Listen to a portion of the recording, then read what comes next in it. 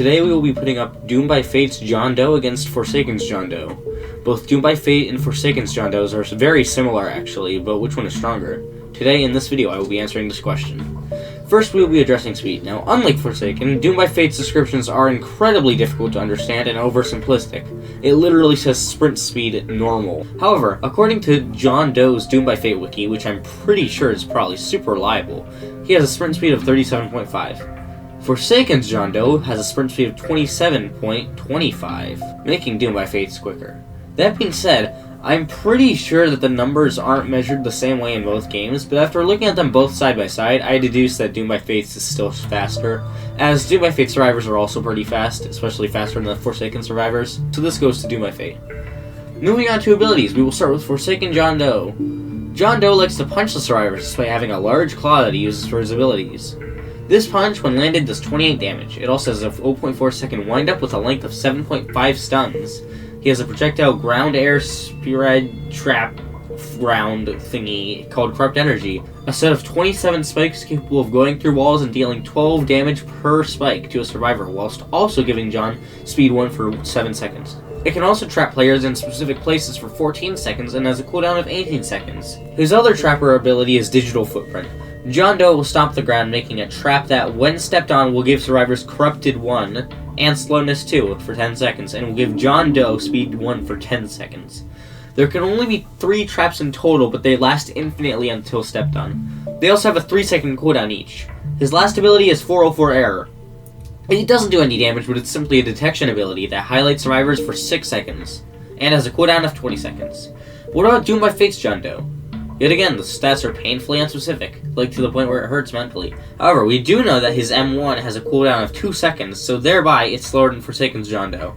It also deals 30 damage, making it 2 damage stronger than Forsaken's John Doe. Lastly, it has a windup of 0.4 seconds, tying with Forsaken's, which is suspicious.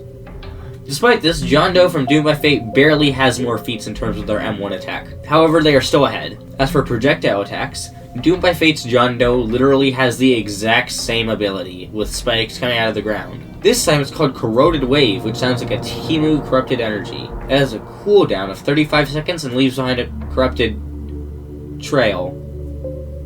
That sounds a lot like another character whose name rhymes with John Doe. Anyways, a trail basically will follow him, and it deals 2.5 damage per second for 5 seconds to survivors.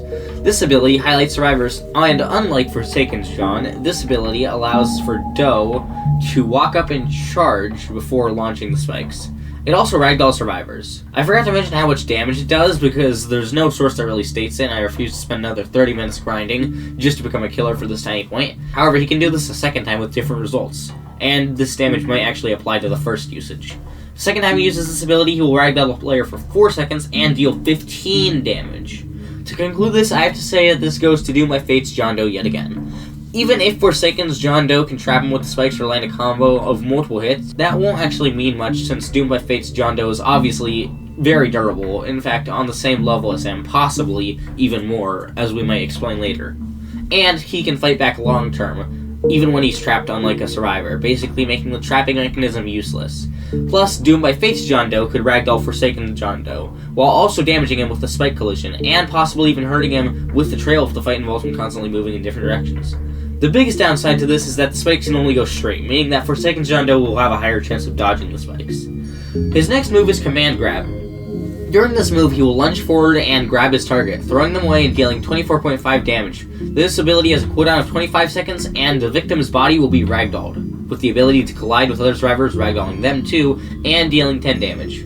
His final ability is Corrupt Force.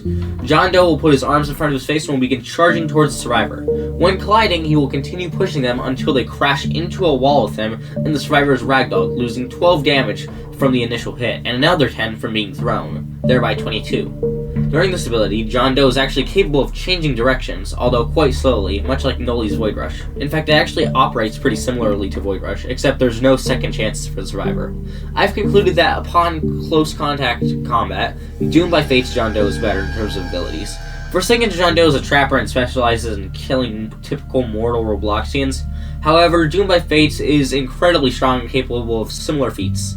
And on top of that, John Doe's 404 would be useless in an up-close confrontation where they already know where each other are. Doom by Fate's John Doe can deal far more damage and is practically made up for close combat.